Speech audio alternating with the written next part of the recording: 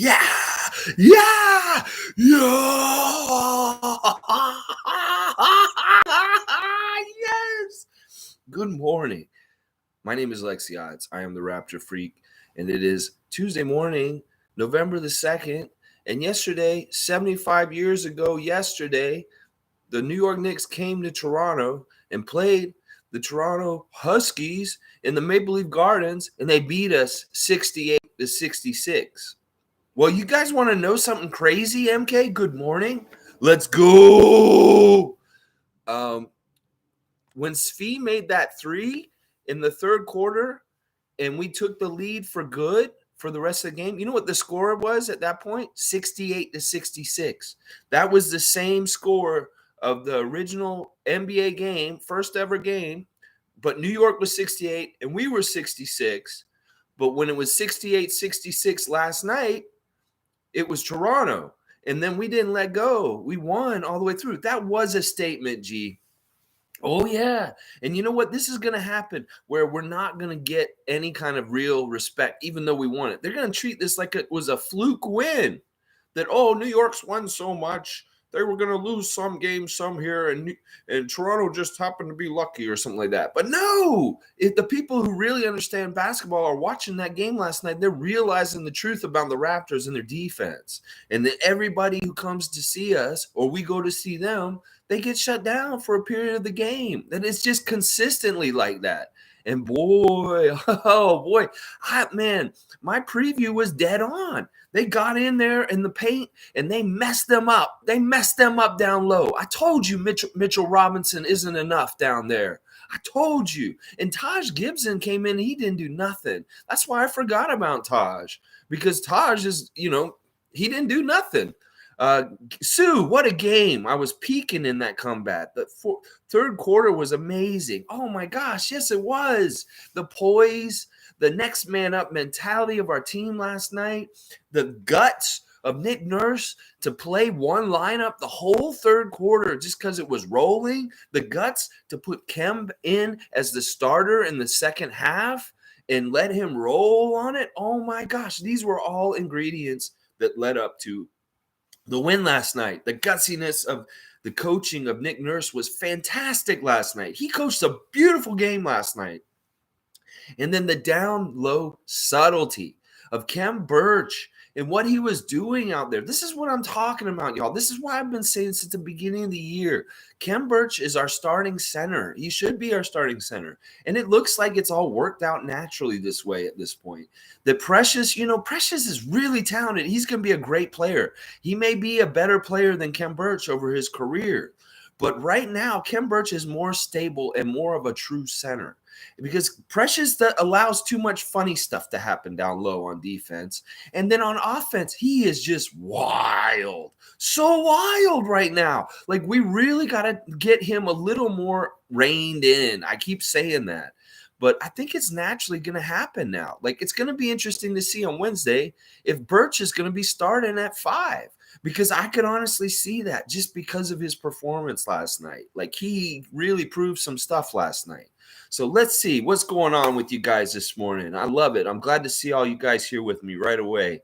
Yes, MK. The NBA is on notice. And we will be coming to them one by one and showing them that they're on notice. And it doesn't matter if you put us in these back-to-backs with Milwaukee on the second night. It doesn't matter if you make us go on crazy road trips where we have to travel really far, really quick in a short period of time. Because this team is a badass team. This team is ready for whatever you throw at it. Oh, no, our rookie is out. He can't play. Oh, no, our best player is out. He can't play. So what? This is the thing, our depth. This year is going to be a war of attrition. There's already 3 big names out this week because of COVID. Kevin Love, Tobias Harris, and I forget who the other one is, but they're big names. 3 big names that are sitting because of COVID protocol all of a sudden. And then you get like the knuckleheads like Kyrie Irving and Ben Simmons. And, and then you hear the stuff that's going on in Boston with Marcus Smart talking to the press, telling them that Jalen and Jason won't pass them the ball. So it's like the problems and the cracks and the icebergs are already showing 2 weeks into the season. And if New York is the best thing they got to bring at us, it's going to be a fun battle all year because I'd love to beat them up. Because Julius Randle's going to get his. He's a pure scorer, and he's going to go off. And he went off in the first half. But in the second half, he didn't do jack shit. We shut him down, and he ended up only with 21 points. This is a guy who's getting 30 to 40 points a game right now that is an unstoppable scorer in the league right now. And he didn't do that to us last night. And we really limited Evan Fournier and Kemba Walker. They both had 15 and 12 points respectively. That was exactly what I was saying in the recipe yesterday, that we need to limit those guys. And then RJ did RJ stuff. He took over and he looked really good in that game last night. And I'm proud of him for Canada. But, he still wasn't enough. When you added it all up, it wasn't enough to beat the Raptors last night. And boy, did we beat them. We had to get that cushion late because those refs were going to help them. And I'm going to talk a little bit how the refs were helping them last night on the down low. I discovered something and figured something out last night really, really, really big about how the refs are manipulating the games this year in a totally different way that we haven't seen ever hardly before. And I'm going to talk about that. But you know what? I'll go ahead and talk about it now. Refs interfering with the game, part 5. All right, listen. We saw that play where Randle lost the ball to OG and I think it was Gary at the top of the key, and they had a fast break. An easy fast break, easy point scored. What did they call? They called a travel on Randle. In the NBA, I've never seen people call that on somebody who turns the ball over. Yeah, sure, maybe he touched the ball just a little bit after he lost it, and they want to call travel that.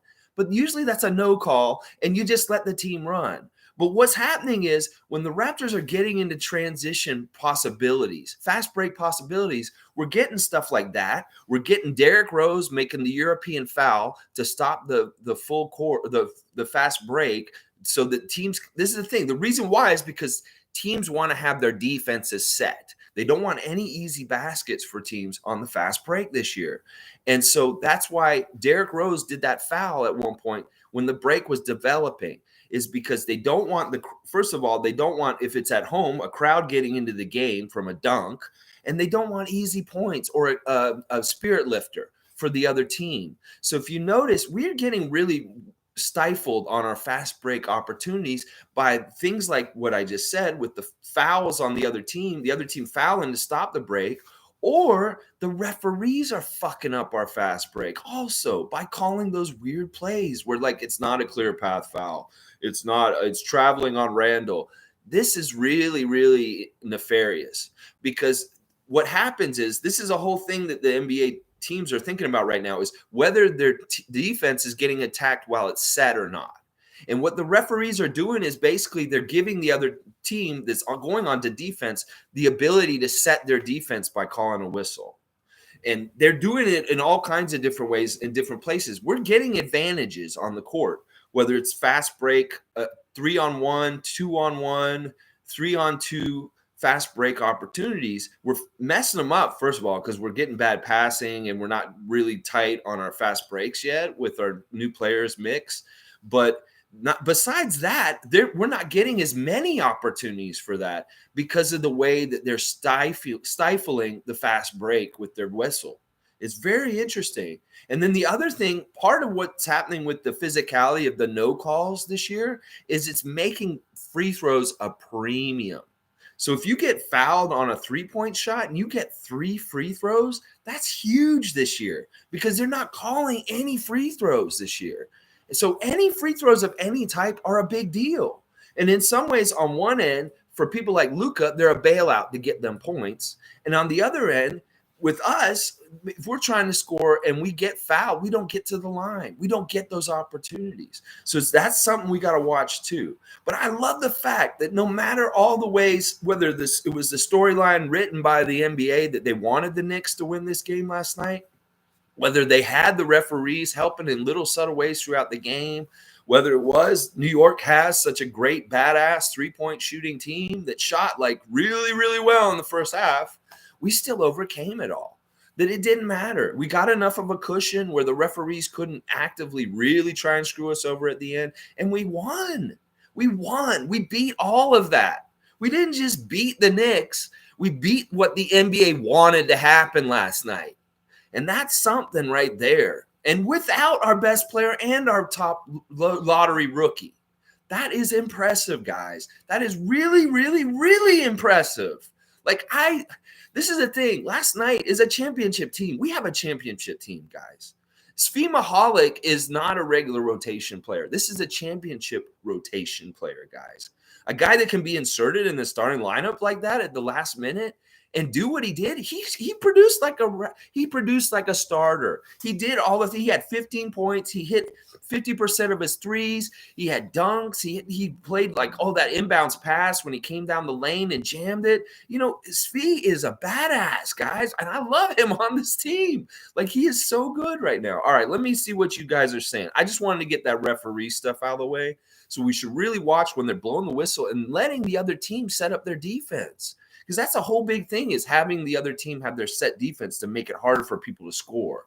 Because they're not letting certain teams score in transition as easy or well. And they're doing that to us. All right, let's see.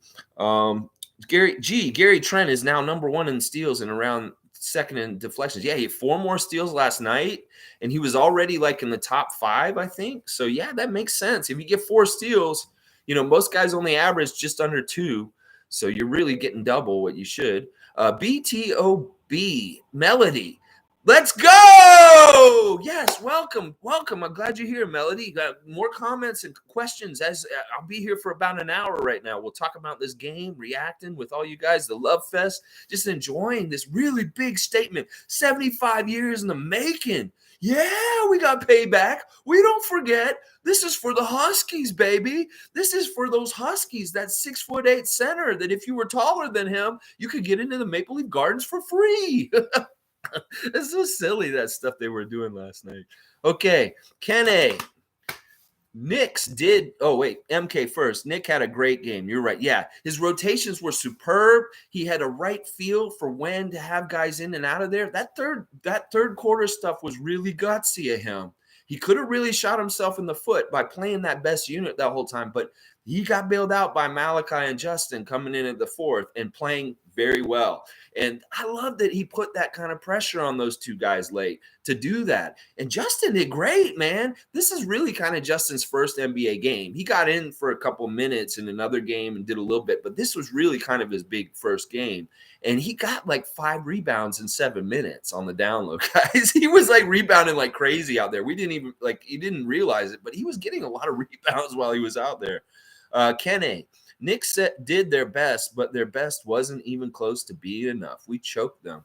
I think, honestly, in the first half, we saw the Knicks as they really, truly are. And in the second half, I don't know what Nick did. It was just putting Birch in the lineup to start the second half, but it really changed the tone. And it was one of these things where it's kind of like when we're at home and the Raptor fans go and get concessions at halftime and they don't get back to their seats. Well, I think a little bit of that happened to the New York crowd last night because nobody was in their seats at the beginning of the third quarter and we jumped all over them. And that's where we started beating their ass, was at the beginning of the third quarter. Right away, we were a different team when we came back out there after half. And I think New York was a little bit too comfortable, so shall we say. And we didn't make it so comfortable for them in the second half. That's for sure. All right, I like Birch off the bench because he helps the bench when the game is steady, but we want him to close out. I was thinking about this, and you know what? You're right. I don't think we can go wrong with Precious starting or Birch starting.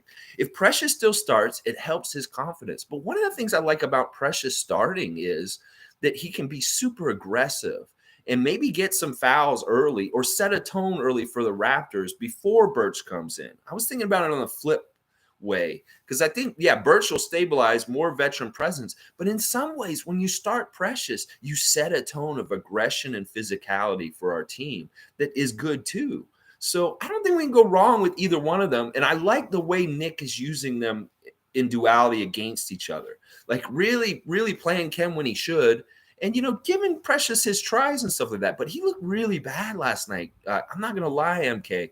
Precious's starting job is in trouble.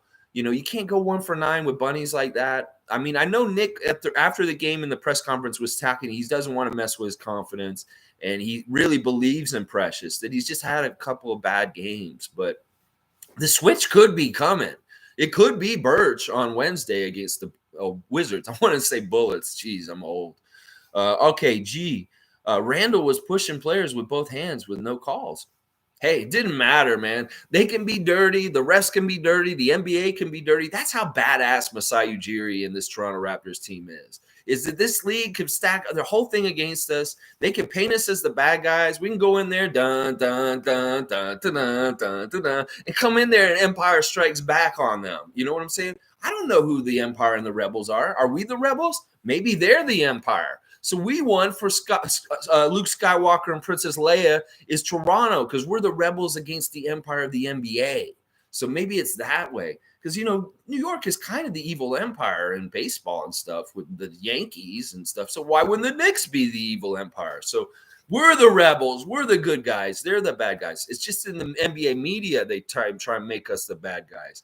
And I watched part of the game on the NBA TV feed with Grant Hill and that Spiros guy. I hate that Spiros guy. He's an idiot, first of all. But I watched the second half when we started winning with our guys, and that was really fun. But my buddy was listening to them, Stevie Roots. He was listening to the other guys the whole game, and he was listening to them eat crow at the end of the game, and he loved it. He loved it. Oh, he ate it. It was very tasty and delicious. He's like, your tears, tastes so good. You know, it's like, yeah, because those guys are NBA announcers. Those aren't even the New York announcers. And they were feeling it. They were feeling that pain. Oh, yeah. Oh, yeah, they were feeling that pain. Okay, let's see. Kene, Svi is a monster. Svi is something else, man. I mean, this guy's been in the league for a while. I don't know how they've been hiding this guy from me because I don't remember him on OKC. I don't remember him on the Lakers. I don't remember him on Detroit. I don't remember him doing anything of note in any of these places. Like, he's just never been, like, in a highlight or anything. I didn't know who this dude was when he came to our team. I should have known who he was. Obviously, this man needs to be known who he is because he's doing these crazy inbound steals and jams, and he's money on three, guys.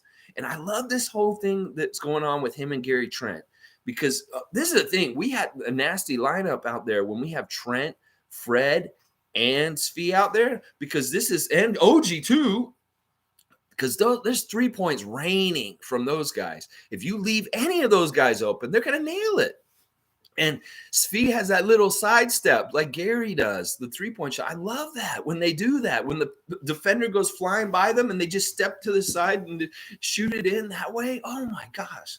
And listen, Gary had a good game last night. He was 26 points, lots 4 steals.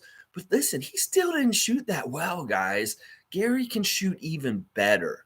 Like, he could have had points like OG had last night. OG got his career high, 36. But Gary can mess around and just not even try that hard and get OG's career high. Like, seriously, if he's hot and his shot's just going in, he can get 40 points in no time at all. So if like he was 4 for 12 or something from 3, if he just makes 2 or 3 or more of those, that's what I'm saying. Gary Trent's going to score more and more for us as this year goes on. And he showed a little last second clutch shot again in the game last night. Hit something. It was either at the end of a shot clock or at the end of a quarter. I think it was at the end of the quarter. He hit that 3 and showed a little clutch factor there. But it's beautiful. Okay, yeah, Kenny. Yeah, I don't know who was talking about Gillespie. Oh, somebody said Gillespie. MK said Precious kept getting stuck in no man's land on defense. He was looking like Frey Gillespie at times. And yeah, okay, we're not gonna compare them. Gillespie, all right, let's not rag on him too much because I like Gillespie and he did some really important stuff for us last year. But yeah, it's not a good comparison in some ways. But it is in some ways because he is getting stuck in a no man's land. There was a couple of plays where Mitchell Robinson or other guys of the center on the Knicks was hiding underneath the basket and Precious completely lost him. Like, he didn't know how to guard that. And Kem knows how to guard that. You know, when a big guy hides under the basket and then pops up from underneath and just lays it in next to you, that's bad. And that happened to Precious a few times in the game in the fourth quarter. And Yeah, I mean, Precious is he's still young. He's just young. He's not a real vet yet. He's so raw. He's so raw. Okay, let's see. Yeah, and the bunnies. You know what? It's more like the bunnies. I would say, MK, the bunnies are fair to compare to Gillespie. At least right now, he's missing really close shots, and that's too bad. But they're gonna start going down. They'll start going down. He might just have to just dunk them all. Just dunk them all. Okay, MK, you're right. Kid, SV was a monster. Yep. Gary Trent Jr. was mic'd up and asked the ref if they let him play today. He wanted to play aggressive from the jump. Yeah, they were talking about that last night. How Gary was mic'd and how much he was talking to the refs, like they could hear him. And it may be that Gary's going to be one of our on-court liaisons with the referees, and it sounds like he gets good results from them because they're not calling a lot of these slap fouls on his steals. So maybe they really respect Gary Trent right now. And like even when he got a foul at one point in the game, he said to the ref, "Good call." So this is the thing. Maybe he's building goodwill with the refs, and Gary may be smooth and like very good with people. So it could be that he's getting us a good relationship with the refs because our relationship with the refs has been way better this year so far compared to last year or other years with Kyle. Yeah. So I want to hear the whole game with Gary Trent. Can somebody find a audio tape or just the whole game with just Gary Trent talking through the whole game? Let's hear what he's saying. It'd be really open up our eyes to see exactly what's going on with his mind and what he's saying in the game. I want to hear him trash talk on the court. I want to hear what he's saying in New York when he's bombing them. Justin 5 rebounds and yeah, Justin was great. Malachi looked good too in his little bit of time. The thing about what Justin and Malachi did last night was Mick Nurse put heavy trust in them at a time where the game was very, very tenuous and could be a trouble time where New York came back and started coming back on us. But he realized he had to rest those guys, and he wanted to get the right combination of people in there. Now, Boucher was garbage last night. He didn't play well last night at all, and that's too bad. But you know what? They held down things enough for enough time to get those other guys rest and didn't hurt us. They didn't let New York come back. They didn't lose the lead. So Malachi and Justin were super, super successful to me. Malachi hit 1 3, and you know he did good passing, and he took care of the ball really well. They were saying after the game that Quickly was all over him, and there was a lot of ball to pressure on him. So these guys did great last night. I'm really proud of our bench. You know, they didn't score a whole lot, but they did a lot of solid things holding down the fort. So yeah, Justin is definitely a rebounder, a rebounding guy. Like I said, I keep comparing him to like Dennis Rodman because he's just like a smaller guy that somehow gets up there. Like he's on pogo sticks and he gets these rebounds. I don't understand it. Mitchell was killing us until Birch came in. Yeah, Mitchell's always been a Raptor killer, but we limited him last night. He didn't kill us like he normally does. I mean, the big guys are always going to kind of eat us up a little bit down low with rebounds. You know, they're going to get double doubles against us quite often. But I don't think Mitchell even got double digits in points last night. And, you know, he was good. He was good. But it was different when Precious was out there with him and Kem, because Kem definitely kept track of him better than Precious did. Lakers wanted his feedback. I think the Lakers could want to take half of our Raptor team. Probably they would take them. Excuse me, I cleared my throat for this one. Paul B, let's go! What a game, baby! That's right. Whoo! Doesn't it feel good? I mean, listen, they have their narrative. They have their things that they want for this NBA year. And you know what? Maybe this is like symbolic of the next 75 years of the NBA. That the first 75 years were for the Knicks. They beat us 68-66. And now 75 years later, we get payback. And it's the new era. And Toronto wins in Madison Square Gardens.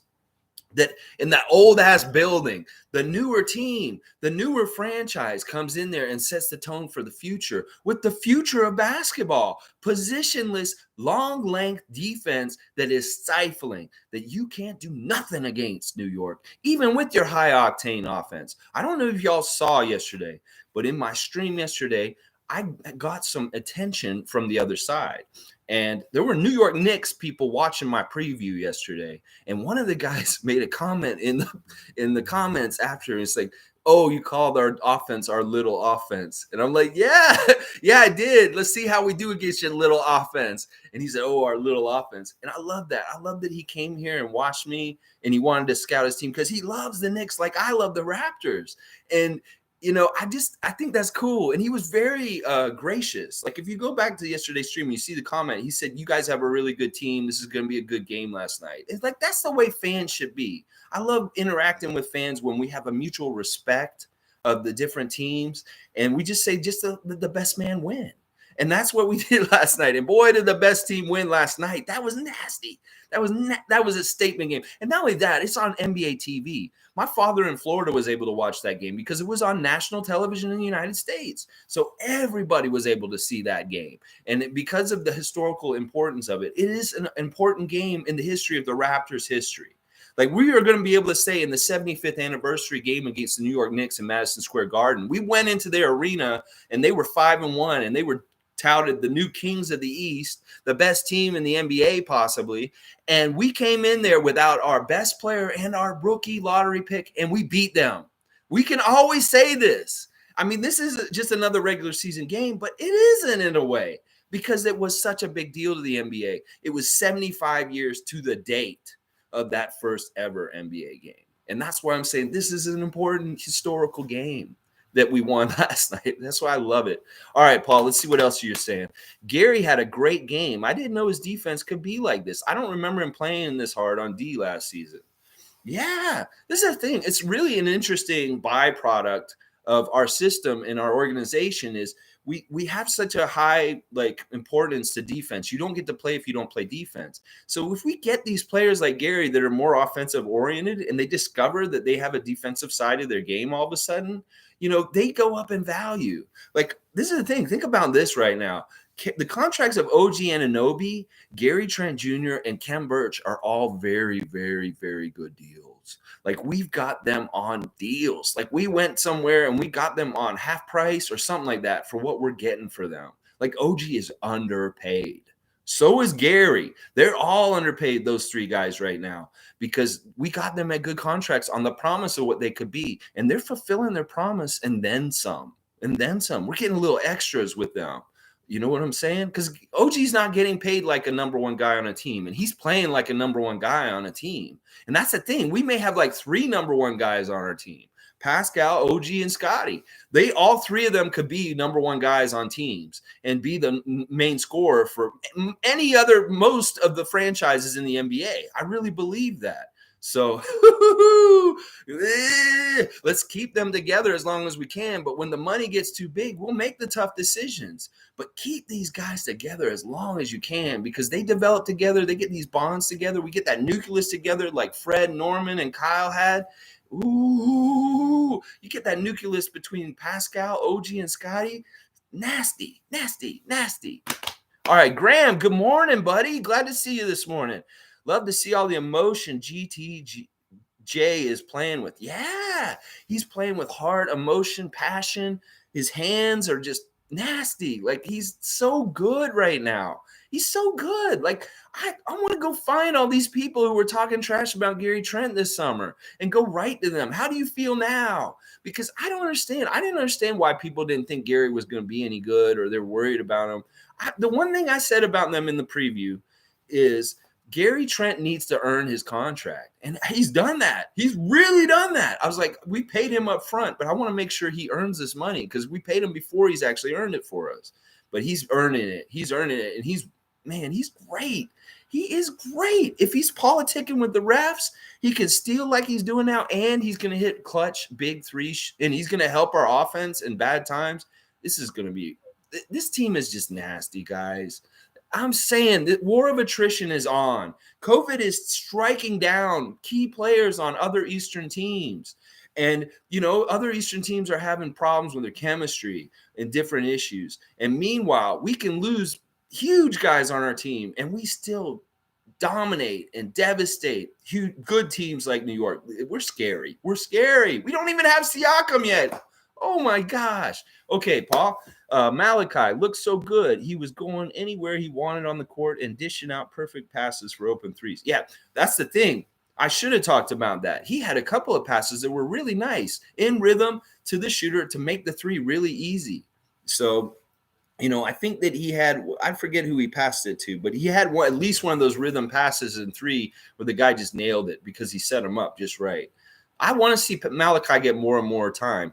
And honestly, I thought he was going to play Goran last night, possibly, but he didn't. And this is the thing: we're 4-0 with Goran out of the lineup altogether. I don't think we look back on this. Like I was saying yesterday, that Goran Dragic could be like our Jeremy Lin in the championship year this year. He could be Goran Dragic is the second championship's Jeremy Lin, and we're fine with that. They're about at the same stage of their career and stuff like that at that time. And, he can be that much of a player for us, like Jeremy Lin. That's it. Goran Dragic is Jeremy Lin from the first championship year. He's our second championship year's Jeremy Lin. That's what I'm saying. Okay. Alistair, good morning, man. Good to see you. Games like this show you why the Raps are going to the finals. Fred VanVleet literally looked like Chris Paul last night. Yes, Fred really is being that guy, that leader that facilitates and allows the other guys to take over, but he's picking his spots and he's doing a good job. Like I love those threes when he steps into them and he's going to make them. You're like, I always say money or count it, or something like that. Cause I know they're going to go in. And OG too. OG's shot is looking like it was in the preseason again last night. Like his tree is deadly. And, Fred is looking like a true leader. I mean, he got 17 points. He led the team in rebounds again. Him and Precious both had 9. And then, the assists were there too. He had like 7 or 8 assists. So that's all really. Yeah, he had 8 assists, 2 steals, and only 1 turnover. That's fantastic. That's a great line from Fred VanVleet. And he could have easily had a triple-double if he'd just gotten 1 more rebound and 2 more assists. So, it's pretty awesome. Yeah, he looked like Kyle Lowry. We don't have to say he looked like Chris Paul. Boucher still helps on defense. The three and defending the three, and teams are more tentative shooting when he's around. That's true. That's totally true. Even if he's not going offensively like he was last year, he was such an offensive weapon last year. He does do a lot of things, even if not. Like that one play where Precious missed 2 lay-ins and then Chris just kind of put it in. That was his only basket last night. I was like, thank God. Chris knows how to put it in. It is really tough what's going on with Precious. But, those running out the threes, that really helped last night because that's what the Knicks are all about is three-pointers. They really love to shoot the three. And in the first half, they shot 9 made threes, and we had only attempted 9 threes and only made 1. Like that was that much of an imbalance. We were 1 for 9 for 3. Meanwhile, they were like 9 for 14 for 3 in the first half. So it really helps to have a guy like Boucher out there running at him. And Delano did a couple of those runouts in the corner last night that I'm talking about and blocks. That's the thing. We don't just have one Chris Boucher 3-point blocker anymore. Because Delano can do it. I've seen OG do it at times. And I've also seen Scotty Barnes to have the ability to do it also. So Raptors put on defensive blue base. Okay, we're flashing. We're making a flashback or a callback to yesterday's Paul's Boutique conversation. I love it, Paul. I love it. I'm going to have to listen to it again today. They're quiet. They're quiet. A few New Yorkers loving Scotty too. Yeah, it's too bad they didn't get to see him last night. I really kind of like this guy who didn't play last night just as for precautions, but also because he got to see the game from another perspective last night. He got to sit there and be in the Madison Square Garden environment, hear the crowd, hear what it was going to be like, hear what they were saying to our team, and then see our team be successful without him on the court and do things really well. Sometimes when the team is successful without you in the game, it really motivates you to be even better when you come back. And I think that he liked to see that the team is really good without him also, because that inspires him to think, this team could go somewhere. I know I'm good, but without me and Pascal, holy crap. So in a way, it was really kind of a blessing in disguise that Barnes didn't play last night in some ways. Like I really can see the positives in what happened with him being on the bench last night. And they were having fun. Like some of the dunks and things, their reactions, they're patting themselves on the head and like, what is this? Head up when OG did the little alley-oop from Fred right at the basket and just popped it in. They just cut over to Barnes and Banton on the bench, and they're tapping their heads like this. And Jack said, "Head up, head up." I'm like, what is it? Head up, head up. Bing bong. I don't know. All this crap. Whatever. All right, Graham. Great to see a lot of Raptor fans in MSG. Yeah. I seen some Vince Carter jerseys. All kinds of stuff. Yeah, there's a lot of Canadians in New York City working there. So, yeah, there's going to be a lot of Toronto people there, just like there's New York people here, Boston people here. But we really do travel better. And I think there's just something about, because of the animosity the NBA has towards the Raptors, that in a way, being a Raptor fan in the States is kind of rebellious. It's kind of like, yeah, well, we're kind of on the dangerous, edgy side, like side that we're the side that dad told you not to hang out with, So it's like some people are like, they think they're punk rock by being a Raptor fan in the States. I love that. That's great. You are punk rock if you're a Raptor fan in the States. Tell you what, you may be like, some people will make fun of you, but I don't think anymore. Not after the game last night. No, they won't make fun of us for being Raptor fans. They better respect us because we just put them on notice. This league is on notice. Yep. Went to Boston, went to New York. We went to the two oldest franchises since the beginning of the NBA, and we handed it to them, both of them, on their home courts. This is statement games. Oh, yeah.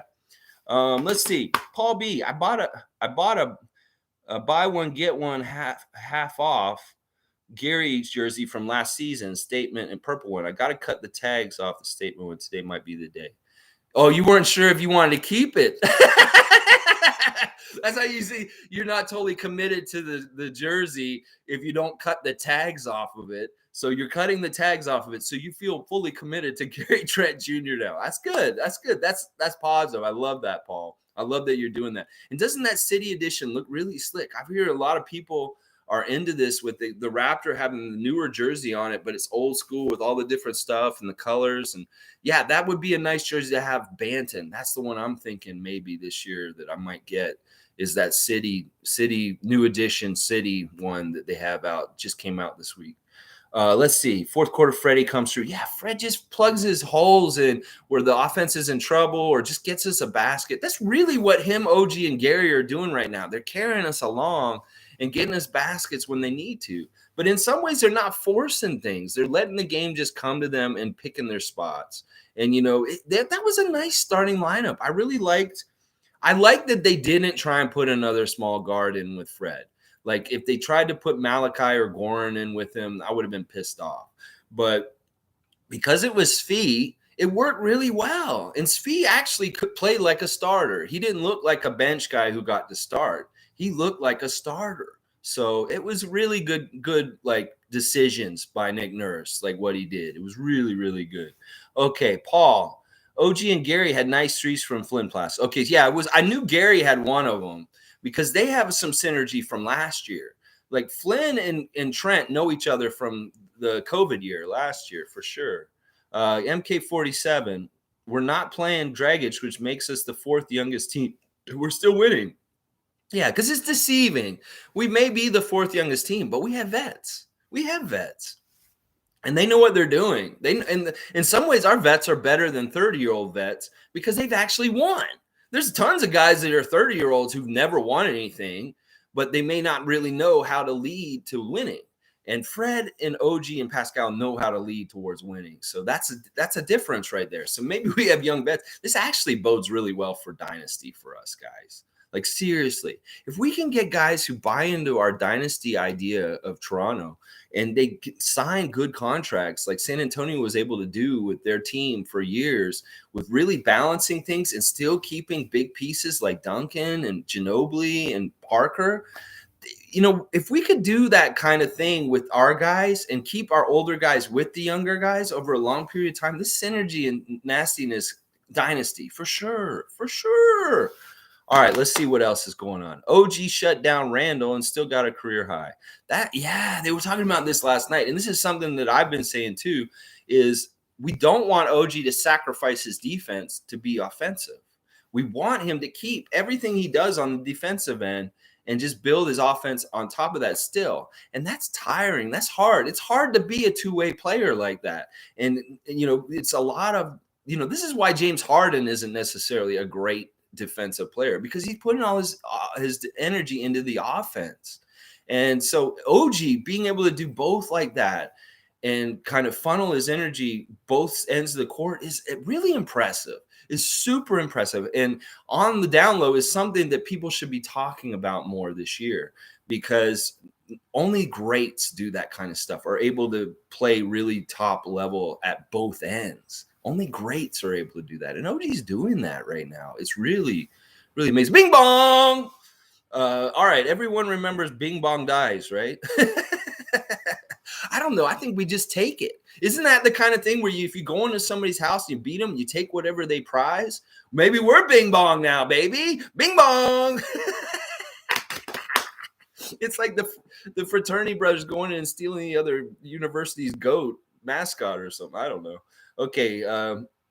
Paul B, the Raptor wearing the earned jersey from the championships. Yeah, on the new city edition it's sweet. It's sweet. I love that chevron, that red chevron with the red jersey with the white chevron, the ones that they wore in the championship run. That's my favorite jersey of all time. It will be forever, just because of the memories of seeing Kawhi and Fred and Pascal running around in those jerseys, kicking ass and getting to an NBA championship. That red with the white chevron jersey is just, it's a glorious jersey. And that's the one I'm picturing, that old school Raptors wearing on the new city edition in the gold and black. So yeah, it's very nice. Yeah, and yeah, get a Barnes one for sure, Paul. Those are nice jerseys. They really are. The city edition can be hit or miss, and the ones this year are really good, really, really good. Yeah, get OG too. OG might be our guy this year. Somebody asked me yesterday, he's gonna be our leading scorer. It could be OG after what he did last night. OG could be our leading scorer. Alistair, they might start P skills at the 5 when he's back. I kind of like it. Yeah, it depends on the team. Like if the team is playing a real center, I don't like that. We need to just start Birch. But we can get away with that. I'm almost rather we put OG at center than Pascal, because OG's stronger than Pascal in some ways. And they're this really, I don't like having lineups like last year where we're having to put either OG at Pascal at center. I just don't like it. It brings back nightmares for me. I'm like, oh no, Tampa, so if we can avoid Pascal having to guard centers, I think we should. We really, really should. Even if it's like he's the figurehead center, but he's not actually really guarding the centers when they get down. It's like OG's actually bodying them, or Scotty even when he gets back. Yeah, that's a tough one. We're talking about this. If Precious comes out and we keep Gary in, it's going to have to be Fred, Gary, OG, Scotty, and Pascal. Who's the center? It's dicey to me, because I feel like Kem is really important in stabilizing us in certain ways around the basket that we won't get if we don't have him in there. So, and yeah, it's tough. We're gonna have to revisit this when everybody's healthy and just see what Nick does, because he may go that way that you're saying, Alistair, and we'll see if it works. If it works, hey, it's great. But in my mind, it's dangerous. And he's coming back from injury from his shoulder. I don't want him in there mixing with really strong guys that could re-injure his shoulder. So I'm not big on that. MK definitely getting the new city edition. Got to get Banton too. Yeah, I think Banton and Barnes will be definitely very popular jerseys to get this year. I saw a lot of people wearing Scotty Barnes jerseys last Friday at the Orlando game already. So yeah, Banton on the down low. These guys aren't rookies, man. We need to start talking like they're 4 or 5 year vets, seriously, because they don't play like rookies. These guys are like 3 or 4 years into their careers, their decision making. Click 2 a.m. Internet is horrendous at my school, but last night was a movie. Amazing win. Hopefully Pascal comes back ASAP and Barnes ain't out for a while. Yeah, I don't know. I've heard different things on Barnes, that he's going to miss this game last night and the one tomorrow, and then maybe that's it. But then some people are always also trying to say he's going to be out for 2 weeks. And then there's a lot of the same people are saying that Pascal's still out for 2 to 3 weeks. I don't believe that part about Pascal. I kind of believe this stuff about Scotty, that it's going to be, hopefully it'll just be these 2 games. And when we get back to Toronto on Friday against Cleveland, he's playing again. But it could be that we're missing them both for a little bit still. But once we start getting them back, Oh man, we're gonna be so nasty. We have payback to give tomorrow, and I'm gonna preview this Washington game in Washington tomorrow morning. But we have some payback to give tomorrow. Oh yeah, for opening night, let's mess them up on their court. Oh yeah. All right, let's see. Graham, imagine what a well-rested Scotty could do. Yeah, this is a thing. This guy is boundless energy. Like honestly, I think at some moments yesterday during the afternoon, he was trying to tell them that he could play still. Like he's that kind of guy. He's probably like they're being precautionary with him, but he's like, guys, I can play. I just want to play. I just want to play. I really believe that he probably said that at some point yesterday in the middle of the day. He was like, guys, I could probably play. You want to let me play? And they were like, no, you're not going to play. So they just want to make sure. Paul, Bing Bong is the imaginary rat character. Oh, in the Pixar movie Out. Oh, that's what this is. Okay. I thought it had something to do with music. We can't let Harold beat us tomorrow night. That'll be fun. Maybe we start Birch tomorrow and see if we can contain Harold better from the start of the game with Birch in the game. Because Precious didn't want to mix it up with Harold when we played them the first night of the season. He really let Harold just go around untouched and do whatever he wanted to. So maybe Kem starting tomorrow night is a smart thing, and him really physically Harold so he doesn't have like an 8 for 9 shooting night and like 15 rebounds. Good morning, Iftikhar. I'm sorry if I said your name wrong. Welcome. I'm glad to have you here this morning. Scotty, OG, and Pascal share their duty. Yes, this is a balanced load. This is a team of next man up. This is you cut the head off the snake, we grow another head, and we just keep coming. Because we've got that depth, we've got that talent, we've got that length, we've got all this stuff. And those three guys that you just named, sir, are the three-headed, I'm calling them the three amigos on the down low right now. Scotty, OG, and Pascal are three top scorers, or three amigos, All right, let's see. MK, yeah, he agrees. Best lineup. Yeah.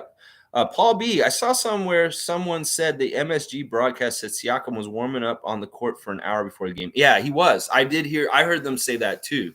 Yeah, this is the thing. He's been doing this for like 2 or 3 weeks now. He's been working as hard as he would. Before it was just with no contact. But everything I saw him doing in OVO in training camp was like, this guy's ready to go. This is why it's like, it really is the doctors just saying you've healed enough where it's not dangerous for you to go out there and re-injure yourself. Because he's ready. He's ready. His conditioning's top notch right now already. And he's just biting in the chomp. I think he wants to get out there because he sees the fun they're having. He's like, I want to have fun. It's kind of like being a kid and being on Grounded or something like that. You see all your friends out in the yard playing war or whatever fun games they play in the yard. And you see them like, Dad, Mom, can I go out there yet? Can I go out there yet? Like, no, you can't yet. Your shoulder's not healed. So hopefully he'll be out there. I would love to see him against Washington tomorrow. I really would. If he gets cleared for Washington and we get him added into the mix against Washington from opening night, woo, Pascal, spicy. All right, let's see. Okay, Cleveland, yeah, on Friday, Scotty versus Mobley. Yeah, if Scotty's healthy, we want to see that. We want to see the Mobley matchup. We're getting the green. We got the Suggs. We want to see these big rookies play against our big rookie, and it'll be Mobley on Friday with Cleveland. So, but Kevin Love's out with COVID. Cleveland, I don't know. I'll scout them too. I'm getting ahead of myself. Yeah, Darren, that was some game. Let's go. Yeah, baby. It was so much fun to watch. So joyful. The first half was kind of like a sad, oh man, this could be bad tonight. But then the second half, boy, it made up for the first half. That's for sure. But we really kept it with them when they were playing really well in the first half. Like they were hitting their threes at a high clip, and we were kept keeping with them. Our defense was hit and miss in the first half, but it was doing pretty okay. And we had trouble scoring at times in the first half also. So that was tough in a way. We're going to have to probably sit Barnes again tomorrow night, Alistair. I think that's what they're saying. At least 2 games he's going to be sitting. He's got a thing on his hand now, a black thumb thing.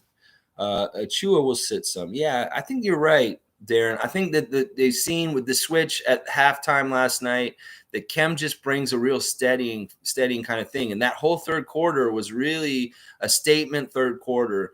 in a lot of different ways, not just for how we were beating New York, but also for Kem Birch, just showing how he can be utilized really effectively and help us in a lot of different ways down there. I mean, his stuff off the glass is really good. Like his rebounding is just phenomenal. And he really does good positional sound team defense. Like he's really keeping track of where these big guys are down low. And he's not letting them get anything easy. Like they're not getting any, he's leaning on them. He's keeping them away from their really sweet spots down low. He's just doing a really good job. And it's stuff that most NBA fans won't recognize or notice because it's dirty work. It's down low, dirty work that you just don't pay attention to because it gets no hurrahs. But he's doing it, and it's amazing. I love it. I love it. OG Duncan on the head top. Kenrick, welcome, man. Kenrick, thank you. You're explaining the head top thing to me, man? Because they were all patting their heads afterwards, and like, yeah, the head top. I love that shit.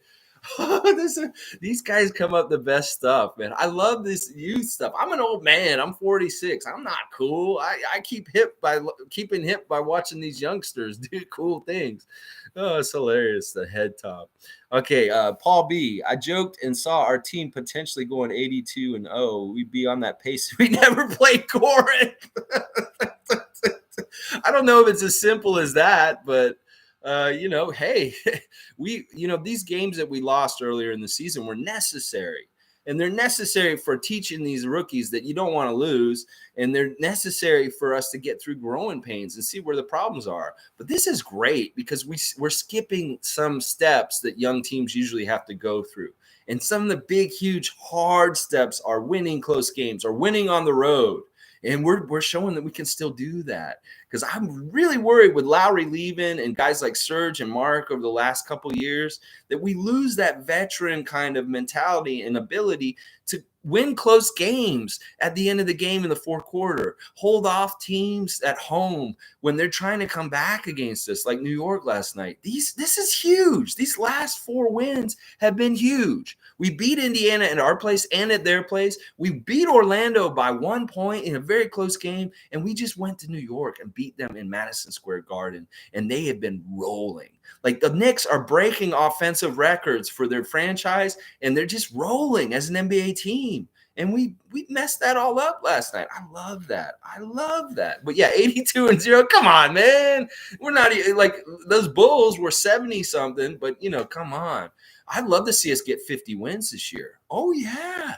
Let's get 50 wins. How about that? That's a little realistic. I think that's realistic. MK47, Precious had a much higher ceiling than Birch. Yeah, that's the thing. Precious has a huge higher ceiling than Birch in some ways. But you know what? Birch has a ceiling that we're not talking about too also. Because Nick Nurse has talked about this in some press conferences that there's some things about Kem Birch that he's not doing yet. They're very talented things that he could get better at. And a lot of them have to do with his offense. Like we're not using him as an offensive weapon as much as we could right now. He's really kind of a garbage guy who picks up baskets when there's a dump off where we just need somebody to shoot it real quick, or he's just getting baskets off the rebounds. But this is the thing. If we actually wanted to develop his offensive game in some ways, we need to do that with Precious also. Like he needs to really understand what kind of footwork and things he's doing with the ball. But yeah, I agree. Precious's ceiling is higher than Birch overall, but Birch does have a ceiling also that he's not at right now, which is very interesting. I would like to see Precious. I would like to see Precious in 905. Yeah, I think that'd be smart. I think we should send everybody who's eligible to 905 at least once this year, because Scotty needs the experience. Delano needs the experience. I think Precious needs it too, because he may not have gotten that much G League development with Miami last year. I don't know if they sent him down to their team at all at any point. It may be good for him to really get down the basics and be on that level and really try and operate effectively and efficiently with his footwork against lesser talent in 905. He may have better building blocks to start from there. And then going right at like the full physical NBA, like especially the way we're playing this year. Darren, GTJ, OG, Birch, Fred VanVleet, and Svi to start. Wizards are going to get wrecked by us. Yeah. That's the team we had at the start of the second half last night. Yeah, I'm all for it.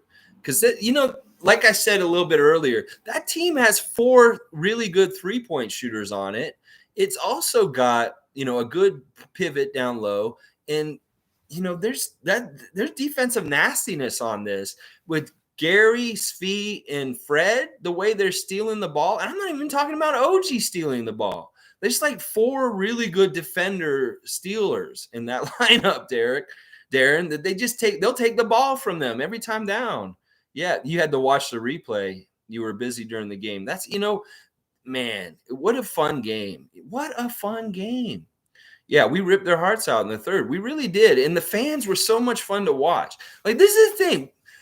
If you're a fan, don't let the other team have this power over us. If a team comes to Scotiabank Arena and starts killing us, starts doing stuff to us like we did to the Knicks last night in the third quarter, that's when we need to get really loud. Because when you sit there and you act like, oh no, what do we do? You're empowering them. You're empowering the visiting team to kick your ass. So if we could be like the home court advantage at the Scotiabank Arena, where it doesn't matter if we're losing or not, we're the same, uniform, loud all the way through, then they don't have any power over us. They could have power over our team and be beating our team, but they shouldn't have power over our fans also.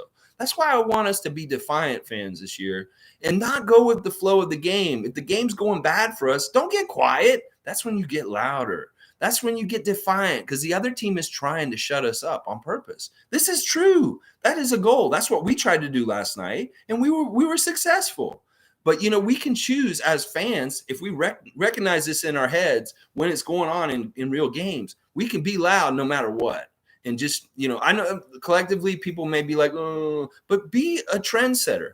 Be a role model for the rest of the crowd and get loud in those periods, because they could really help the team. And it could be an even on top more of a home court advantage for the Raptors, when it's known that their fans will cheer them no matter what. It doesn't matter if they're winning or losing. Like, could we get that added bonus to our game? Gary Trent got good at defense. Maybe the Raptors fan base and their crowd could get a new added thing where we just cheer no matter what. It could be a 30 route for us, and we're still cheering just as loud. We could be down by 15 and looking real bad. We're still cheering just as loud. I want that consistency from us. This is how we can level up our game as fans. Oh, yeah. All right, let's see. Oh, yeah, you guys are rolling today. I might go a little long just because this was a really good game. I'll go 90 minutes today because we're really getting active here. Let's see. Darren says Achua needs teaching, study watching Birch. Yeah, I believe that. He could learn some things from Birch for sure. And Precious, he's such a weird guy.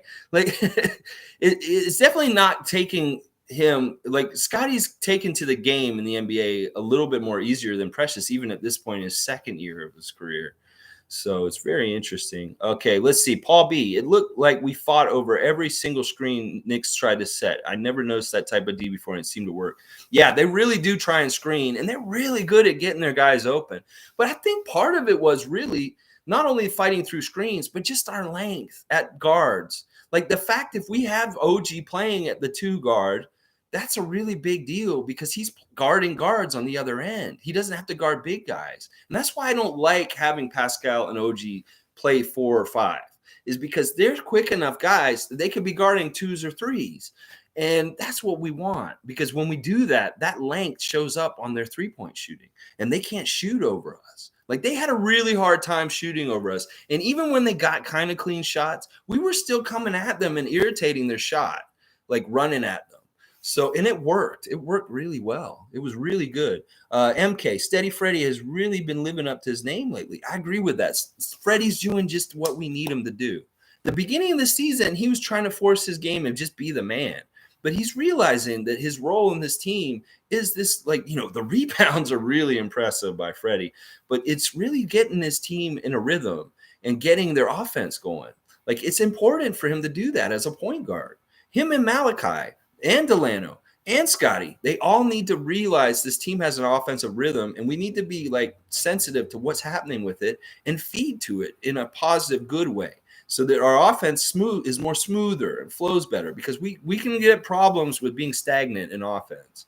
And that's really where Fred can try and help and control the game, is like getting our offense going. Now, I still have problems with Fred being a little too dribble or stand in one place too long on offense sometimes. Like I know they're just eating up clock or trying to figure out how to read the floor to go around them to get attack.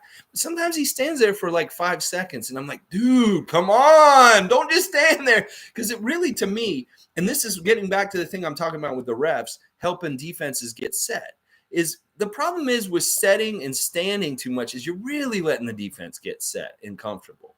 And we want to really take it to them where they're on their heels, because we've had our best success when our offense is aggressive and the other team's defense isn't allowed to get set. So this is a big key for us this year. We need to get them on their heels. But Freddie, Fred's been great. He's doing exactly what's needed from him in the games, and that's perfect. I love it. Darren, all about shooting percentages. Weak, poor shooting percentage lost our games. Yeah, we didn't understand who to shoot, and we didn't have chemistry. Our passes were horrible. There were all kinds of problems in that Washington game, the Dallas game. You know, these are issues we're working through, and man, we're really succeeding against a lot of them already. And that really bodes well. We're going to be scarier and scarier as the year goes on. Like, we're already scary to teams. People are scared of us, but we're not going to get any easier.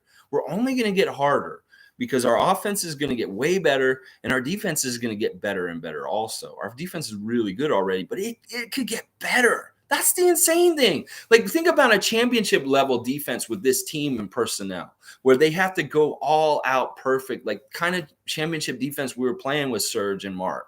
That shutdown defense. If we can do that with this team and get really good at that level, that intensity, that's the thing. Other teams aren't realizing that maybe our defense right now is a certain level, but we can kick it up a couple more notches still, even when it's fitting to the atmosphere of the game and where we're at. If it's playoffs or something like that, that's going to be interesting to see. It's going to be really interesting. Yeah, the Knicks played shit defense. I don't think the Knicks really do play good defense at all. Like, I was saying this when I was looking at the box scores and highlights from their games before us. They aren't controlling the paint. They're winning games by just shooting really, really good percentage. And that's going to run out at some point, especially if you can mess up their shot like I was just talking about. And then, you're dominating the paint. We dominated them in the paint. Like, these big guys on their team aren't really dominant guys around the post or in the paint. They're just big guys who are long. Like, Randall is a dynamic scorer who's all over the place. And then Robinson, he's not really an offensive player in a lot of ways. He's kind of just a garbage rebound kind of guy. He picks up the garbage. So, they may have problems this year. They've been outscoring people so far. But it may be when it gets to that part of the year where defense is really important, New York may be in trouble then. That may be when they're in trouble. I think you're right, Darren. You're hitting it. You're hitting the nail on the head, the problem with them. Also, 45-plus wins, 4 seed, my guess, for Raptors before season. Yeah, it can be a pretty standard playoff year for us, like what we're used to in the past, in the late 2010s. 45 to 50 wins and, a good seed, a home court seed, not like a lower seed. One of the home court seeds in the top 4. I believe you're right. That's where I projected them too. Speaking of 905, Masai picked up a New York street baller who looks nasty. All right. Always love hearing good development stuff coming up from the 905. What's his name, G? If you could just type it in at the bottom, I'll catch it. Click 2 a.m. Look how fast the Knicks turned on their team. Every time somebody scored, you can see fans in the background nodding their heads. Yeah, the Knicks fans are weird. Like, they're jaded. The Knicks fans are like Leaf fans here. It's a very similar situation. Maple Leafs are to Toronto as Knicks are to New York. So they've had such horrible management. James Dolan is an asshole. They're used to being let down. They're used to all that. Yeah, so they're a little cynical. And when they start losing or having problems, they'll turn on their team quick, which is really bad. And that's what I'm trying to exercise from the Raptors fan base. That kind of mentality that Leaf fans have here in Toronto and that is being exhibited with the Knicks fans and the Celtics fans right now. We don't want that in our fan nation, because we just want to be true blue, rooting for them no matter what. If they fail, they fail. We're there for them. It's like having a child, guys. When your kid messes up at school, some parents yell at them and make them feel bad and stuff like that. But let's not be that parent. Let's be the supportive parent that's like, we love you no matter what you do. You're going to do a good job. We believe in you. And that's how you set somebody up to succeed, because they're too scared to fail is what's happening. We want to be set up to succeed no matter what. And if we fail, it's okay, because everybody expects us to fail. They want Toronto to fail. But that's what I really want people to think about when they're cheering the Raptors. Think about it how you would if you have a kid that you're a parent to. How do you treat them with unconditional love? Be that way towards your team. Don't be like these Knicks fans and Boston fans booing their team at the end of the games and stuff like that. So, Paul B., the Garden was loud. It seemed like all our possessions, the organ and music got louder. Seemed much quieter at home when the other team has the ball. This is the thing. We did shut that building up last night. We really did. In the third quarter, there was a lot of a difference in the noise in that building in MSG than there was in the first half. In that third quarter, we shut them up, and I'm really proud of that. And that's what I'm saying. We could have a power as a fan base, people that go to the games, that don't let the other team have that control over us, because it's really up to us if we want to be loud or not. So let's defy them. Let's defy the score. If we're down by 20, let's be as loud as we possibly can be, even if people think, so half the people are leaving and going to get a head start on the crowd. We could have a small minority contingency of really loud fans that carry that mantle in the moments when it seems like we're in trouble. I'm all about that for sure. Slinky. That's the name of the guy in the 905? Slinky? Oh no, that's somebody on here. Never mind. Barnes should be playing tomorrow. How do you know? That's what we want to know. How do you know, Slinky? Are you an NBA insider? Do you know Woj? I don't know. Well, I hope you're right. I'm all about it. I'm all about Scotty playing. Let's see what he's saying. Scotty should be playing tomorrow because he was doing warm-ups yesterday, so Nick Nurse wanted to give Scotty an extra 2 days. If he's there, he's there. I'm all for it. Something that they were trying to say, I think it was Lewinberg was saying he'd be out 2 games, but we'll see. We'll see. If he shows up, listen, this is the kind of thing I'm like, whoever rolls up and shows up for games, I'm all about it. People can't show up for games all of a sudden because we're not going to – guys are going to drop out of the lineup, mysteriously like Ken Burch did at the beginning of the year at times. Hopefully nothing happens, COVID, any of this kind of stuff like what's happening with Kevin Love and Tobias Harris right now. But – this is the thing. Whoever shows up. We get Barnes. That's great. I would love Barnes to play tomorrow night. Alistair, Fred is the most impressive because he played the biggest role and made the most improvement. In some ways, I would agree with that. That Fred, even though OG looks like he's made this leap to be a go-to scorer and an unstoppable, like, number one guy in the league, Fred in some ways has made a huge leap on the down low for sure, because his stuff is kind of more difficult in a way. Because not only does he have to worry about what he's doing very specifically on the court and changing his game in little ways, he's got a lot of responsibility to watch over the rest of the team and kind of hold guys accountable and really like keep the ship afloat in some ways. So I think that statement is really true, Alistair, that Fred may be one on the down low, one of the most improved guys. I think all of our guys are showing improvement. That's part of why we're taking people by surprise. Gary Trent's definitely improved. OG's improved. So it's like, that's where we're getting gains from, is our guys are developing and getting better in all of them, even guys who have been here forever, like Fred. So, Darren, let Scotty rest, give more reps to Flynn, and let Decker out of the cage. Yeah, that's the thing. I really feel like he's putting Decker in a cage to keep him hungry. It's like you don't feed a tiger for like a month, and boy, does that tiger want to eat when you let that tiger out.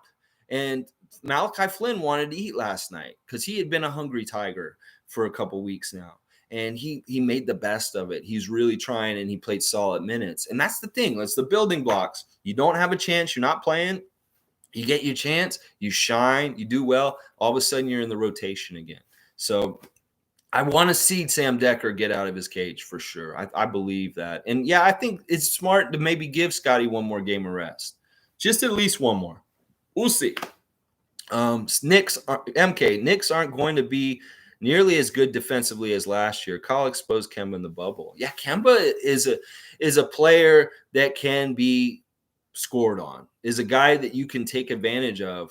But you know what? Kemba really, this is what I take from Kemba last night with the Knicks. He's a solid fit with this team. Like, I know that there's this whole mystique in New York with the Knicks that New Yorkers believe that the point guard of the Knicks should be a New Yorker, somebody who's from New York, like Mark Jackson, Rod Strickland back in the day. And Kemba is that guy again. He's from New York. So New York has a New York point guard again. And he's actually fitting like a glove right now. Like, honestly, he really fits this team really well. He fits this team better than he did Boston. He fits this team better than Charlotte. But yes, he is susceptible on the defensive end. So let's not tell anybody this. And then when the time comes, we'll really key on what you're just talking about. Yeah, for sure. Let's see. What else is going on here? Z. Oh, that's the name of the guy. Zebra. Wow. Zebra Endosoman.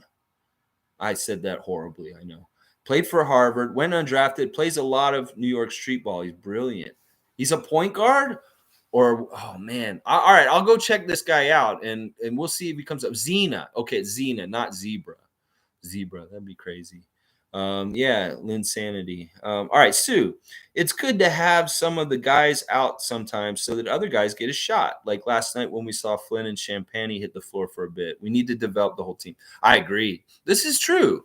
That, like, if guys have to miss for whatever reason here and there, we're going to do load management at some point during the season for people like Fred and OG.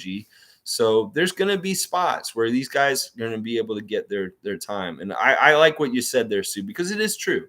Like, Scotty's out all of a sudden. We got to do what we can without Scotty and Pascal, and the other guys will get time. That's really I'd much rather have us feel like guys aren't getting minutes that deserve minutes than saying like we're all garbage and nobody deserves minutes. It's like all these guys deserve minutes. That is a really good problem. We have too much of an abundance of talent and too many good players. It's really good. Darren, Freddie, the dagger. Yeah, he did it again last night when he hit that 1-3. I was like, that's the dagger. And I even did the little like after the shot because we were talking about the Freddie with the daggers. And he does in the fourth quarter when the game's close. He does a little cushion 3 dagger somewhere in there that really takes some of the steam and the effort from the other team out of them because they're like, oh crap, now this leads all the way back up to 13 all of a sudden. I'm like, oh crap. Yeah, Freddie's the dagger man. He's a low-key assassin. Let's see. Freddie has improved this season. He really focused on smoothing over the cracks. Yeah, he's just doing an all-around game. It's all-around game. Like the last few years, he's kind of been just a scorer. He's been a shooter scorer and an assist guy in some ways. But now it's really becoming more like he's rebounding and just filling in the cracks, like doing stuff, doing what Kyle did. Yeah, because we need that attitude. And I feel like he's bringing it now. Excuse me. Like Fred in past years has been very smiley, jokey kind of guy around the bench and around the team. But now he's a lot sterner. He's like a serious dude on this team. And I like that. I like that because he sets the tone. One of the problems I had with Vince Carter way back in the day, and even Chris Bosh to a degree, is that these guys didn't take basketball seriously enough. Like Carter was all about the friends league, being friends with Dwayne Wade and all these other players and all these other teams and shit like that. Sometimes I thought he was more friends with other players on other teams than his own teammates. And I hated that. So the seriousness that Fred's bringing in that kind of way is awesome, is important, and it sets a tone. Because these guys are young and they're crazy and they're goofy and they're going to have fun and be silly. But you need to have that dad on the team that's kind of like, guys, calm down. We're professionals, like that kind of stuff. And I can see that he's evolving into that. Like, because, Fred's always been kind of a smiley, happy-go-lucky kind of guy on the court. But this year he's very serious. This is all business. Let's see. Sue, Raps looked like they were playing like a really well-formed team. Everyone's getting involved. Yeah, this is the thing. I think everybody scored. They were getting more efficient. Like our turnovers were really good last night. And the places where we won this game are really interesting. Like we got 20 more shots than them. We had 99 shots and they only had like 76 shots. And that's impressive. That's super impressive, because what that was offensive rebounds and turnovers. Like those two keys got us 20 more opportunities to score on them. And the refs could take away our free throws. Like, Fred doesn't like the new rules because he's not getting to the line this year. If you notice, Fred VanVleet's not getting a lot of free throws like he would in other years. And that's just happening to everybody. Trae Young, James Harden, all these different guys aren't getting the line like they used to, the volume free throw shooters. Now, DeMar can still do it because DeMar is smart and he is a vet and he understands how to draw a foul in the right way. But some of these other jokers, they don't know really how to draw a foul and get to the line. And they're getting stymied by the refs this year. So it really is kind of like a premium thing, and a really good thing to have is get free throws this year. But that's why Fred doesn't like these new rules, is because they're cutting into his offense to a certain degree. I love these new rules. I really do. I think these new rules are great. I'm worried that people will get hurt, but it's just part of the game. It's just how it is. This makes the game more real in some ways to me, because in some ways in the last 20 years, we got away from physical contact basketball. We got into more elegant scoring, slashing, and dunking kind of basketball. And we needed this grinder kind of tough basketball back in basketball again. Because this is competitive. This is real. Some people thought they were just cruising and just kind of like an all-star game kind of mentality in the NBA in regular season games. And it's not like that anymore. It's very evident that they're playing very competitive and all out. And you have to. If you don't, you're going to get beat by the Raptors. That's what's going to happen, because we're going to do that. The other teams may be lazy and may not want to work every night. Well, this new NBA says you need to work every night to win. And that's what we call our calling card. So we're going to be out there winning. Let's see. MK47. Is this the most bought-in team the Raps have had? I don't know. That's hard to say. I think in some ways, yes, just because the team is really bought in. You're right. But I think in the past few years, we've had teams that have been most like, it's tough to say because you really don't know how guys are thinking and feeling deep down low. You want to say that maybe the championship team was very bought in. I would think so. And maybe even that year after with Serge and Mark in the year of the bubble playoffs, we were very bought in that year too. So I don't know. It's hard to say. Maybe this is. We could say that. Because it's 1 through 17 is very bought in all the way through. There may be that there's a couple end players other years where they're just kind of, Eric Moreland or something like that. Yeah, okay, I'm on the Raptors, But yeah, this year they're all bought in for sure. Goran did buy in, guys. Darren, I'm going to disagree with that. Goran bought in. He came in. He could have easily been this asshole in Slovenia. He's like, I don't want to go to Toronto, and not report it. He showed up, he reported, he got the goodwill press from hanging out with Scotty Barnes, and he said the right things in his interview. He said, I'm a professional. I'm here to do whatever this team wants me to do, and I'm not going to take away from this team. And he's doing that so far. So, yeah, he's bought in. It's like I said earlier this season, I feel like Goran on the down low feels like he could be like Kawhi and mess around and come to Toronto for 1 year and win a championship. On the down low. Like if he rides the bench the whole year and he ends up getting a ring this year, you think he's going to be upset? No. He's going to be so happy that he finally won an NBA championship, even if he wasn't really a key player in it. So he's bought in. He's smart. He understands that this team could do something special, and he doesn't want to take away from that. I mean, he wasn't actively really trying to mess us up in the game when he's playing. He was really trying. He's just that garbage. So it's just that way. It's like he will cruise on the bench, be a mentor, do the stuff. He's an important part of the team. He's helping the team. He's just not playing.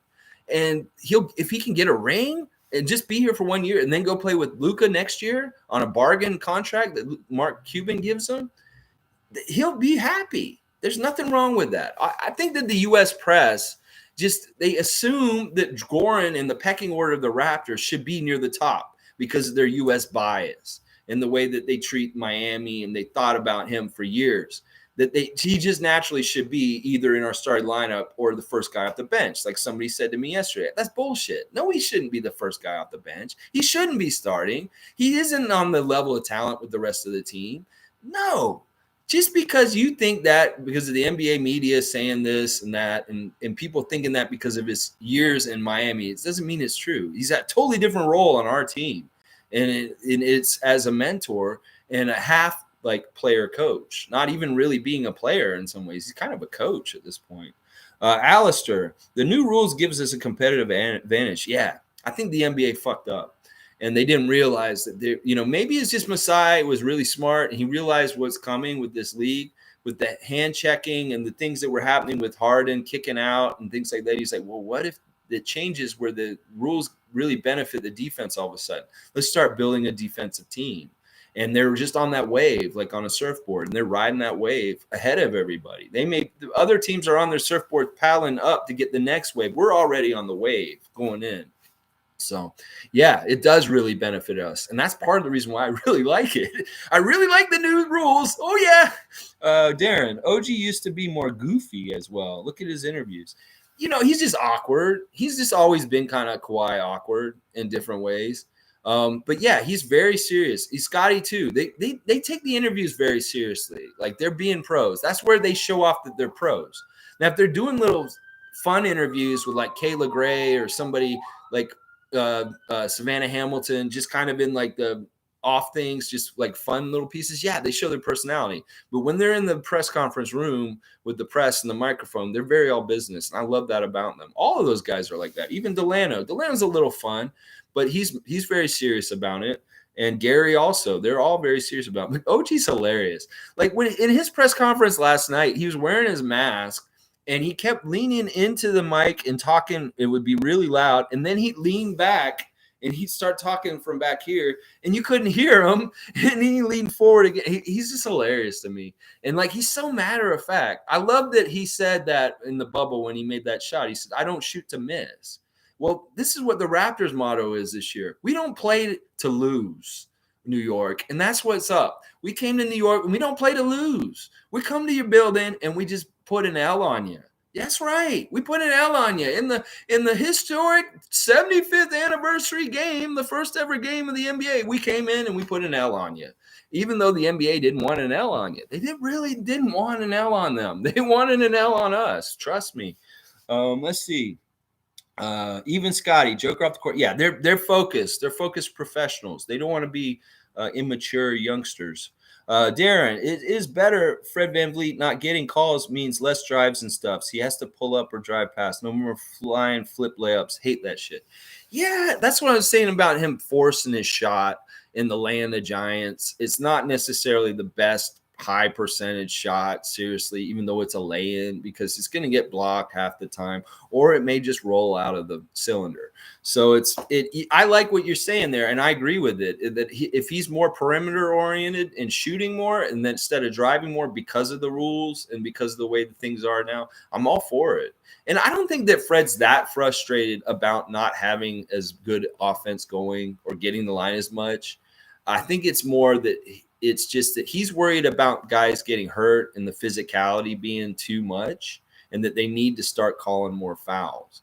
But I don't know, man. These refs they're really experimenting with this, and there's no promise or guarantee that they are going to start calling fouls this year. This could be how the NBA is now with what's going on right now. It's very interesting.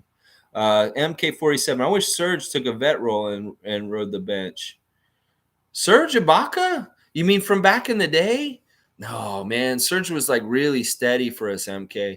Like he was that guy when we were stagnant in those years when he was around. He would hit baskets because he was so automatic with his mid-range bread and butter that we needed him like in times. He really bailed us out. Serge, I love Serge. Serge is a great guy. It's a little ambiguous about why he left Toronto or why he didn't re-sign with us that year and went to the Clippers, but I really appreciate Serge, what he did for us in the championship year and just who he was for us. I love Serge. I love him. I love his cooking show. I just love his whole original man style, all that kind of stuff, what he's doing. He's just a cool dude. And I can't besmirch him that. Like he was essential to us in those years for sure. Who are we talking about there, Darren? Played not to level. Andrew. Better late than never. Let's go. What a great win last night, Andrew.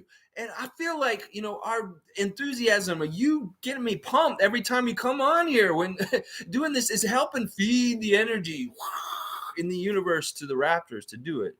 Okay, he's not GTJ. You can see that he ain't 100% in. Oh, you're talking about Goran being 100% in or not. Well, it's not that he may not be 100% in physically because he can't.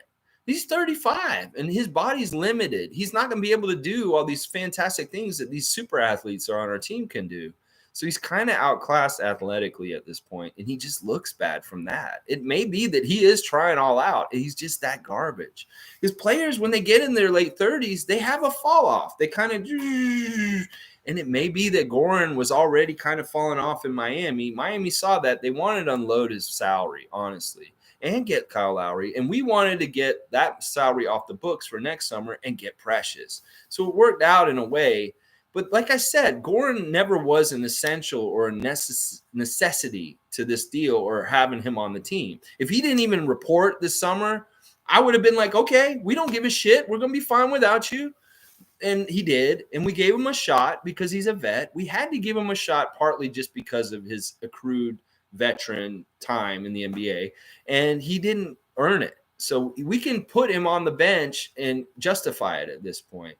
But I really do think he's bought in. He's not a cancer to this team. He's not a bad thing on this team. He's helping this team on the down low, behind the scenes in all kinds of ways that we just don't see. And he's not going to be a problem. He's supporting the team and he's helping the team. He is. I really believe he's 100% in because seriously, he saw how good this team was in training camp. And he's like, whoa, we could be really good and we could win a championship. He wants to win a championship. Even if he doesn't play hardly at all this year, if he gets a championship, he'll be very happy. I love Serge, but it was a blessing. He has been injured, not very helpful. Brian the Young. Listen, if we didn't re-sign Serge as a free agent that summer, it actually kind of helped because he's actually been straight garbage for the Clippers, honestly, since he's been there. And he's been hurt most of the time and stuff like that. And we didn't need that on our team. So, yeah, maybe we did cut him loose or get rid of him at the right time. And it was just tough because we kind of got rid of him and Mark without a net. We didn't have a net when they left. And, boy, did we have a problem when they left, for sure. Yeah, Darren, Andrew, woo! All right, Alistair. We can win every game. Let's be honest. Yeah, our defense and rebounding put us in a position to compete with any team in this league. And that's what's going to be the fun thing about this year, Alistair, is when we're going to play Brooklyn on Sunday. That's going to be a lot of fun, guys. When we play Brooklyn on Sunday, this Sunday coming up, Brooklyn, yeah, that's going to be fun. Oh, when we play the Lakers, that's going to be a lot of fun this year. This is going to be a lot of fun. I'm not worried about these big teams like normal. I'm more worried about if we lose to them, that's expected. But, I want to see us dismantle them. I want to see us pick them apart and stifle them. I want to see superstar players on each team cussing under their breath after every game, midway through the game, all the time. I want to see that consistency of making the other teams, superstar players, really pissed off and upset because they can't do shit. They can't do nothing against us because we're just holding it down. All right, let's see where we are. Okay, Darren, true dad. MK, I wish he was still here and played a vet role. Oh, yeah, okay, I see what you're saying. But he's on the bench because we do need, honestly, we need a center still. We do need a big guy still in some ways. Like Kem and Precious isn't going to be enough for depth later on. And if we do make a mid-season deal, kind of like what we did with get Gasol or get Serge the year before, that would be really good if we could do that, especially if we kind of get talent that's on our team that's duplicitous with other guys on the team already. Then we're not losing anything and we're adding something that we needed. I'd like to see that possibly. I don't want to speculate about who gets traded or for what or anything like that at all. Just that in general, that if that could happen, like the Valanciunas trade or the Terrence Ross trade in the middle of the season, that might be good for us because we may need another.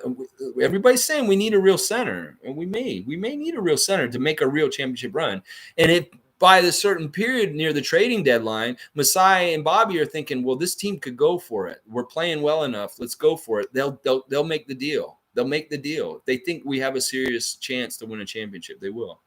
Let's see. Yeah, we want 16 wins in the postseason. That's the number. My buddy Stevie Roots and I, that's what we did the year when we won the championship. We counted them up to it. We started with the Orlando right away. That's one of 16. And we said, we got to get 16. And we did. And that's how we counted them, just like that. Goran said they are the most athletic team he's ever played at. Yeah, he's the least athletic guy on the team, he said, too. So, he's realistic. People want to make a big deal out of him not playing. Is he upset? Is all this kind of? It's nothing like that. There's no drama. There's no nothing. He's just there, and he's talking to Nick Nurse every day. They have good communication. He's understanding what's happening. He's not like, why is this happening? And I'm pissed or anything like that. There's no ego in this with Goran. Goran understands where he is at his point in his career and what this team is trying to do. And he wants to figure out how they can jive together, but it may be spot duty in situations that we need him at certain points. We may need him in a situation point where he doesn't play for like 10 games, but then at the end of the game, we need him for just like an inbounds play or a play to be like a 3-point decoy, that kind of stuff. That's what I think is going to happen with him. Yeah, Andrew's right. Goran's a great mentor for Scotty. They're best friends. It's really good for Scotty to have a guy like him around for the first year. Like, just think about it that way. Scotty's like a young Padawan, and you got Obi-Wan Kenobi there to kind of help guide him in different ways and stuff like that. Because, like, this is the thing. Maybe Scotty's being professional in the interviews because Goran's like, when you do these interviews, you need to be very about the game. And don't ever give any kind of compliments to the other team, just like in certain ways, or don't say this or that, don't give them locker room fodder. There's probably is certain rules that vets give young NBA players that are just coming in as rookies, is saying these are the do's and don'ts when you're in press conferences. Do not throw your teammates under the bus, and do not like Marcus Smart did last night, and or do not say certain things about the other team to make them have incentive to really kick our ass, those kind of things. And I'm sure that, Goran teaches these kind of things to Scotty, and that's really important. Darren, true now. He has chops to back up. I don't shoot to miss. Yeah. OG, I don't shoot to miss, and this team doesn't play to lose. I like that statement now. Raptors don't play to lose. No, they don't. Remember CJ Miles and Kawhi on the same team? I don't. This current team is so stacked. I just want to see us fully healthy and clicking. Yes. And Darren, yes, if they play to potential, this Raps team is 95th percentile. Oh, yeah. 95, just like our beginning year as a franchise. Guys, I just want to take a moment as I wrap up here at 90 minutes to just be really grateful and feel a lot of positivity and happiness about the state of the Raptors franchise, that we did something last night so special, so unexpected, and we have more of this. Like, our Kinder Eggs that are coming in this season for each game are beautiful toys with fine European craftsmanship of woodworking. I don't know. That's what I'm seeing. I'm not seeing puzzles. I'm not seeing shitty stickers or like a bumblebee on like a piece of paper, or like, what the hell is that, Kinder? Come on. I'm seeing, like, you open the egg and then a whole real wooden toy train comes out, like a really big, nice toy. Our Kinder Eggs are full of great surprises coming up for these games. I really see it that way because, listen, we can handle New York in a game that they really predetermined that they wanted New York to win. Any of them are on. They're all on. I don't care who it is. I don't care if it's a back-to-back and they're trying to make us lose to Milwaukee on the second of a back-to-back. We're going to get games. We're going to win games that nobody thinks that we're going to be able to win and have any business to win. We're going to win these kind of games. I can see it. And they are going to contend for a championship this year. They really are, because we're just built the right way. MK, whenever I think about OG and his awkwardness, I think of Serge. That's why I brought him up. Yeah, Serge kind of made him cool, kind of made him like a little more. Yeah, they were a cool little pair, Serge and OG. The fashion thing they did, it was really silly.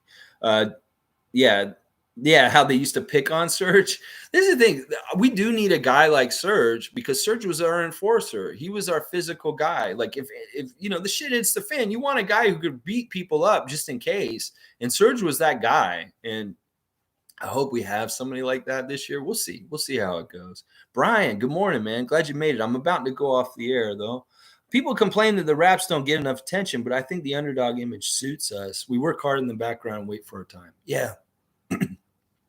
Yeah, it's really annoyed me for years and years and years, the way they treat us. Like watching the pregame with Isaiah and Candace Parker last night and how New York Knicks centric it is. It is annoying because it's like, come on, you could just give us a little bit of a segment before the game or something like that. But no, it's just how it is. But you're right. We're like a submarine. We're unknown and underwater, and it is a real weapon and an advantage in some ways that, you know, if it's going to happen to us, we might as well use the perks of it. And I think we really do at this point. That, like, you know, it's like Fred says, you think we're not good? All right, come and see us and fuck around and find out. And we show them. We show them how good we are. Tampa Bay Raptors sponsored by Dasani. Toronto Raptors sponsored by Fiji Water. Yes. Paul, that's the post of the day right there. We could be 6-2 or 7-1 easily. Yes. These games that we lost were very close. Yeah. There is that hilarious.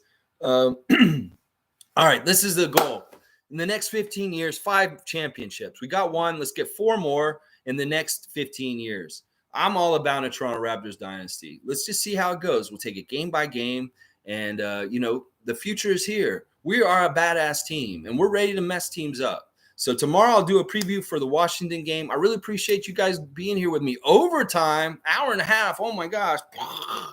Really a lot of fun always. And, man, how sweet it is. What a glorious victory over the Knicks, the darling head office NBA. We want them to win. We want them to win. Yeah, well, you ain't going to win against us. We're going to beat them still. All right. Yeah. All right. Like, comment, subscribe, whatever you want to do. Share it. Tell your mom. I don't care. Stevie Roots told his mom, and she likes the show. All right, let's go.